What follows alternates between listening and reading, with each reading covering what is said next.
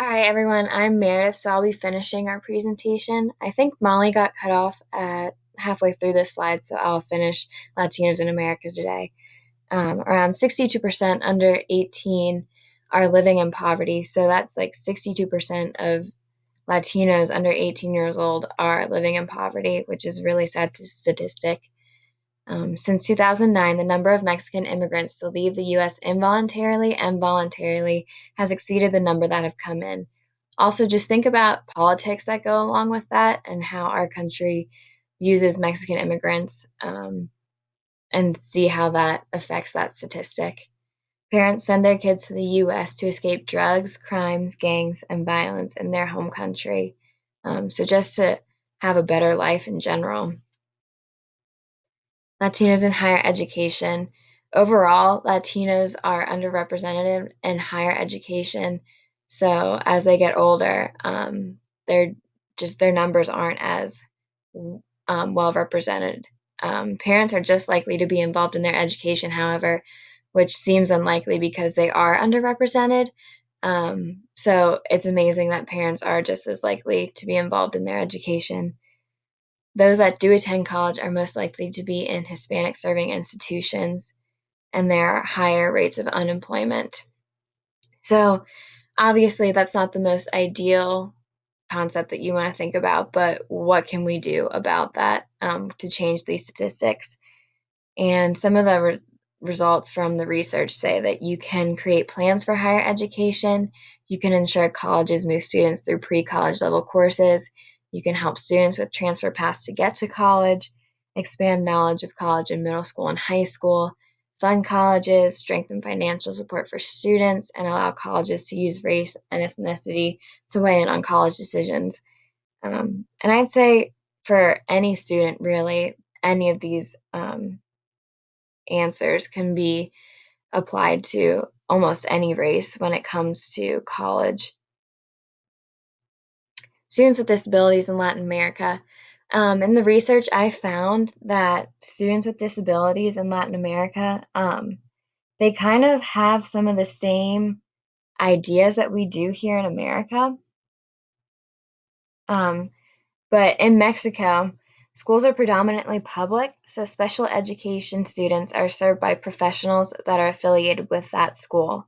On the other hand, in Chile, the state provides subsidies for students to be able to attend both public and private schools. Then, with the money from the government, principals hire specialists to help students that have special needs. In both countries, it was reported that an inclusion program has benefited special needs students that are involved in that environment, as here in the United States. Both countries also agree that there are many improvements and adjustments that can still be made to improve the inclusion process for students. So as you can see, that's pretty similar to what we think here in the United States for the inclusion programs. If you want to pause the lecture here and watch this video on YouTube, you can think about sacrifices parents and families make to send their children to the United States of America in hopes of them having a better life. Earlier, we talked about why parents send their students to America to escape gangs and violence and drugs. So just think about the sacrifices that parents make in order to send their children here. Think about this question. Are we succeeding in providing these students with a better life? Why or why not? So pause this video to watch the YouTube.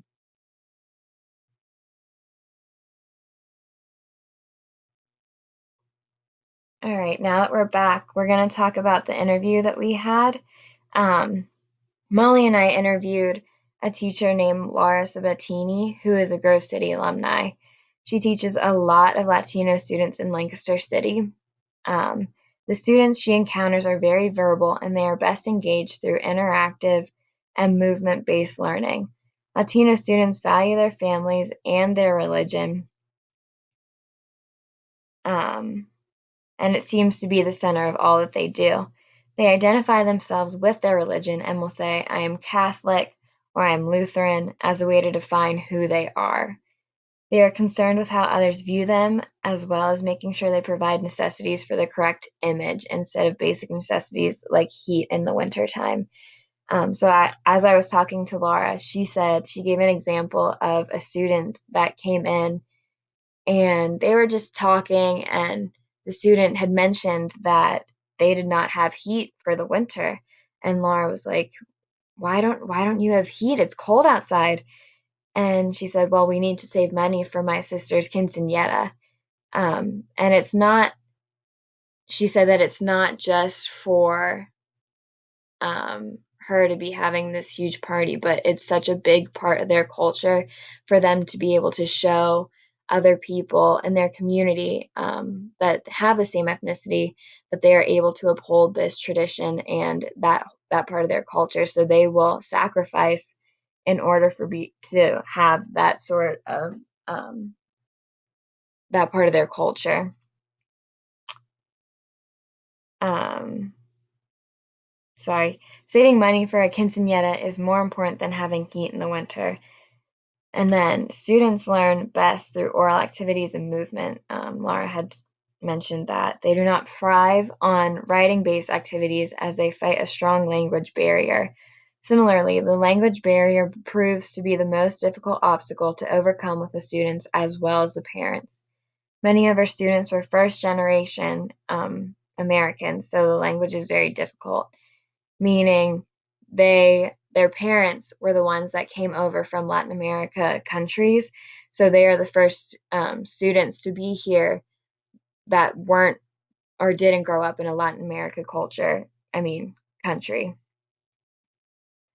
So the parents are likely to attend parent-teacher conferences because over the phone is very difficult for them, because talking on the phone is difficult to understand some people so as it is. So it's better for parents to come in so she can use a translator or whatever else they need, and can be understood through that. She suggested to best serve the students, you need to be flexible and open to learning about their home lives, to look into their backgrounds as much as you can and to learn as much as you can about the students. She suggested having a survey at the beginning of the year.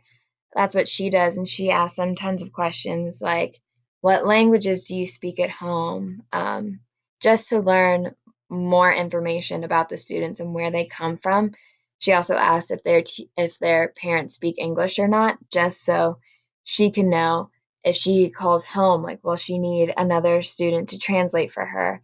Or if they come into school, will she need that translator there for parent-teacher conferences? Classroom strategies.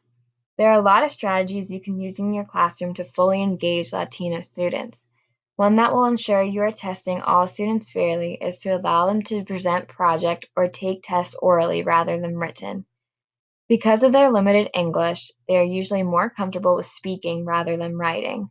Along with that, make sure to test the content they are learning rather than their proficiency in English. Another key strategy to use is not to strictly limit discussions. If your students are fully engaged in a discussion on a topic and they are learning from that discussion, don't cut them off so you can just move to the next item on your agenda.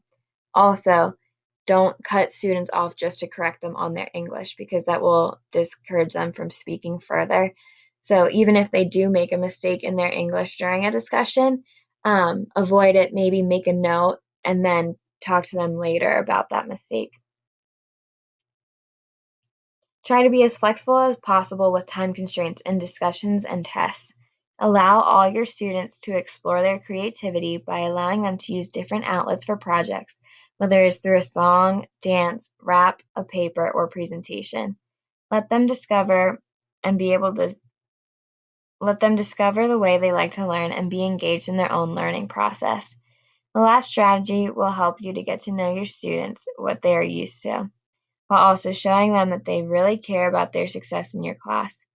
Learning about their cultural background will help to create a strong bond needed to support all your students in their classroom. Also, have high expectations. Your Latino students may come into your classroom with years of experience with the assumption that they are low performers. So that could be experience with teachers, or other people in their community.